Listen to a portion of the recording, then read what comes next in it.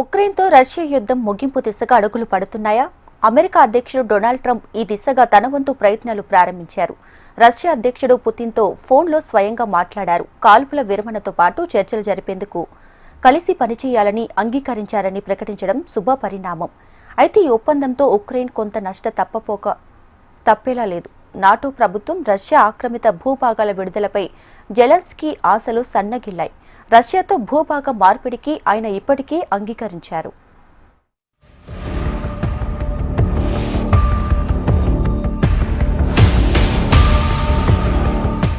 దాదాపు గత 4 ఏళ్లుగా ఉక్రెయిన్ రష్యాల మధ్య యుద్ధం కొనసాగుతోంది. ఈ యుద్ధం ఇంకా ఎన్నాళ్ళో తెలియని పరిస్థితి ఏర్పడింది.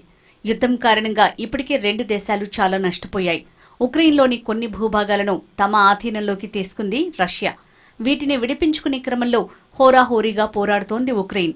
అమెరికాతో పాటు పశ్చిమ దేశాలు ఇప్పటికే ఆ దేశానికి భారీగా ఆయుధాలు అందించాయి. ఇప్పటి వరకు ఎక్కడా యుద్ధం ముగింపు ఛాయలు కనిపించడం లేదు.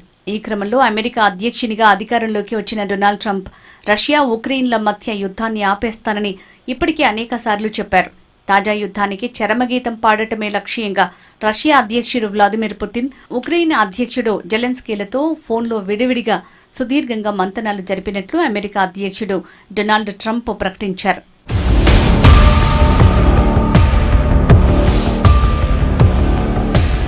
రష్యా అధ్యక్షుడు పుతిన్తో జరిపిన సంభాషణ వివరాలను సోషల్ మీడియాతో పంచుకున్నారు ట్రంప్. కాల్పుల విరమణపై తమ బృందంతో చర్చలు జరిపేందుకు పుతిన్ అంగీకరించినట్టు తెలిపారు. ఇరు దేశాల బలాబలాల అంశం కూడా చర్చకు వచ్చిందన్నారు. ఉక్రెయిన్ యుద్ధానికి తక్షణం ముగింపు పలికే లక్ష్యంతో అమెరికా, రష్యా తరపున మధ్యవర్తిత్వ బృందాలు వెంటనే చర్చలు జరపాలని మేమిద్దరం నిర్ణయించుకున్నాం అని వివరించారు ట్రంప్. కలిసి పనిచేయటం వల్ల ఏదో ఒక రోజు గొప్ప లబ్ధి చేకూరుతుంది. రష్యా ఉక్రెయిన్ యుద్ధం వల్ల ఇప్పటికే చాలా నష్టం వాటిల్లింది. యుద్ధంలో లక్షల మంది ప్రాణ నష్టాన్ని అరికట్టాలని అంగీకారానికి వచ్చాం. తక్షణమే చర్చలు మొదలుపెట్టేందుకు ఇరువురం అంగీకరించాం. కలిసి పనిచేయాలని నిర్ణయించుకున్నాం. కామన్ సెన్స్ నినాదాన్ని ఇద్దరం గట్టిగా నమ్ముతున్నాం. ఒకరి దేశానికి మరొకరు సందర్శనలకు వెళ్లాలని నిర్ణయించుకున్నాం అని డొనాల్డ్ ట్రంప్ పేర్కొన్నారు. తర్వాత నేను ఉక్రెయిన్ అధ్యక్షుడు జెలెన్స్కీకి ఫోన్ చేశా. పుతిన్ కూడా జెలెన్స్కీకి ఫోన్ చేస్తారేమో అని ట్రూత్ సోషల్లో ట్రంప్ ఒక పోస్ట్ చేశారు. అటు తమ అధ్యక్షుడితో ట్రంప్ దాదాపు గంట పాటు ఫోన్లో మంతనాలు జరిపారని ఉక్రెయిన్ అధ్యక్ష కార్యాలయం ఒక ప్రకటనలో పేర్కొంది. రష్యాలో బందీలుగా ఉన్న అమెరికా టీచర్ మార్క్ ఫోగెల్ విడుదల అనంతరం తాను పుతిన్తో మాట్లాడినట్లు వివరించారు ట్రంప్. మరోవైపు ఫోగెల్ విడుదలకు ప్రతిగా రష్యాకు చెందిన నేరగాడు అలెగ్జాండర్ వినిక్ ని అమెరికా విడుదల చేసింది. ఫోగెల్ కు రష్యా కోర్టు 2021 ఆగస్టులో 14 సంవత్సరాల జైలు శిక్ష విధించింది. ఈ వారం జర్మనీలో జరిగే మ్యూనిక్ భద్రతా సదస్సులో ఉక్రెయిన్ యుద్ధంపై చర్చించబోతున్నారు.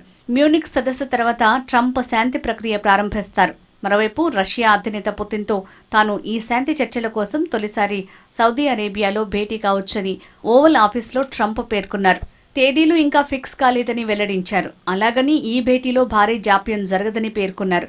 ఈ సమావేశంలో సౌదీ యువరాజు కూడా భాగం కావచ్చని వెల్లడించారు. ఇక శాంతి చర్చలు వెంటనే మొదలవుతాయని పేర్కొన్నారు. మరోవైపు అమెరికా అధ్యక్షుడు ట్రంప్ ని తమ దేశంలో పర్యటించేందుకు ఆహ్వానించింది రష్యా. ఉక్రెయిన్ రష్యాల మధ్య యుద్ధానికి ఇక ముగింపు పడనుందని ఆశలు చిగురిస్తున్న సమయంలోనే మరో బాంబు పేల్చారు ట్రంప్. రష్యా ఆక్రమణలో ఉన్న భూమి ఉక్రెయిన్ తిరిగి పొందే అవకాశాలు లేవని తెలిపారు. దీంతో క్రిమియా సహా రష్యా ఆక్రమణలోని ప్రాంతాలపై ఉక్రెయిన్ ఆశలు సన్నగిల్లాయి. ఉక్రెయిన్కు నాటోలో సభ్యత్వం ప్రాక్టికల్గా సాధ్యం కాదని తేల్చి చెప్పారు ట్రంప్. ఉక్రెయిన్తో శాంతి చర్చల్లో రష్యా ప్రధాన డిమాండ్లలో ఇది కూడా ఒకటి కావటం గమనించొచ్చు. రష్యా ఆక్రమిత భూభాగాల విడుదలపై కీవ్ ఆశలు సన్నగిల్లాయి. ఇది ఒక రకంగా ఉక్రెయిన్ అధ్యక్షుడు జెలెన్స్కీకి షాకింగ్ న్యూస్ గానే చెప్పొచ్చు. మరోవైపు ట్రంప్ తాను ఫోన్ చేశారని ధృవీకరించారు జెలెన్స్కీ. మా మధ్య సమగ్రంగా చర్చలు జరిగాయి. కీవ్లో నిజమైన శాంతిని తీసుకొచ్చేందుకు ఏం చెయ్యాలనే అంశంపై మాట్లాడుకున్నాం. వీటిల్లో దౌత్య, సైనిక, ఆర్థిక అంశాలున్నాయి. తాను పుతిన్తో మాట్లాడినట్లు ట్రంప్ స్వయంగా వెల్లడించారు. పుతిన్ రష్యాపై ఒత్తిడి తీసుకురావడానికి అమెరికా శక్తి సరిపోతుందని నేను భావిస్తున్నాను అని జెలెన్స్కీ పేర్కొన్నారు. మరోవైపు ట్రంప్ ఇటీవల చేసిన వ్యాఖ్యలు మరింత ఆసక్తిని కలిగించాయి. ఉక్రెయిన్ ఏదో ఒకరోజు రష్యాలో భాగం కావచ్చు, కాకపోవచ్చు అని ఒక ఇంటర్వ్యూలో పేర్కొన్నారు.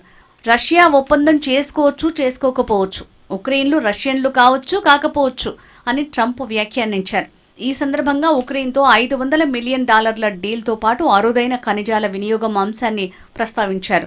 ఈ డీల్లో భాగంగా కీవ్ ఆధీనంలోని అరుదైన ఖనిజాలను అమెరికాకు ఇవ్వాల్సి ఉంటుంది. వీటితో పాటు గ్యాస్ ని కూడా సరఫరా చేయాల్సి వస్తుంది. తమకు ఖనిజాలు లభిస్తే ఆ దేశానికి అవసరమైన వాటిని అందిస్తామన్నారు. కాగా అమెరికాకు చెందిన సంస్థలకు ఉపయోగపడే పునర్నిర్మాణ ఒప్పందాలు చేసుకుంటున్నామని జెలెన్స్కీ అన్నారు. తమ వద్ద అరుదైన ఖనిజ నిల్వలు అధికంగా ఉన్నాయని, వాటి వల్ల అమెరికా కంపెనీలకు లాభాలు చేకూరుతాయని తెలిపారు. ఉక్రెయిన్లోనూ ఉద్యోగాలు సృష్టించొచ్చని తెలిపారు. 2014లో రష్యా క్రిమియాను స్వాధీనం చేసుకుంది. అనంతరం డొనెట్స్క్, ఖేర్సన్, లుహాన్స్క్, జపోరిజియా ప్రాంతాలను తన నియంత్రణలోకి తీసుకుంది. అయినప్పటికీ వాటిపై మాస్కోకు పూర్తి నియంత్రణ లేదు. రష్యా ఉక్రెయిన్ భూభాగాలను విడిచిపెడితే తమ ఆధీనంలో ఉన్న కుర్స్క్ ని అప్పగిస్తామని ఉక్రెయిన్ అధ్యక్షుడు జెలెన్స్కీ పేర్కొన్నారు. రష్యాతో భూభాగ మార్పిడికి తాము సిద్ధమని ఉక్రెయిన్ అధ్యక్షుడు జెలెన్స్కీ పేర్కొన్నారు. అయితే రష్యా ఉక్రెయిన్ భూభాగాలను విడిచిపెడితే తమ ఆధీనంలో ఉన్న కుర్స్క్ ని వారికి అప్పగిస్తామని షరతు పెట్టారు. తమ భూభాగాలన్నీ ముఖ్యమైనవి అని అన్నారు. ఏవి తిరిగి తీసుకోవాలనే విషయంపై చర్చల అనంతరం నిర్ణయం తీసుకుంటామని, అప్పటి వరకు చూద్దామని బదులిచ్చారు. తాము అనుకున్నది జరగాలంటే రష్యా ఉక్రెయిన్ల మధ్య చర్చలు జరిగేలా అమెరికా అధ్యక్షుడు డొనాల్డ్ ట్రంప్ కృషి చేయాలని కోరారు. కాగా సుదీర్ఘకాలంగా కొనసాగుతున్న ఉక్రెయిన్ రష్యా యుద్ధానికి ఏదో ఒక దశలో తెరపడాల్సిన అవసరం ఉంది. ఇందుకు ఎవరో ఒకరు త్యాగాలు చేయక తప్పదు. ఎలాంటి ఫలితాలు ఇవ్వని యుద్ధాన్ని కొనసాగించడం కన్నా రాజీ పడటమే మేలని జెలెన్స్కీ భావిస్తున్నట్లు తెలుస్తోంది. మొత్తానికి ట్రంప్ చొరవతో త్వరలో యుద్ధానికి ఎండ్ కార్డు పడేలా ఉంది.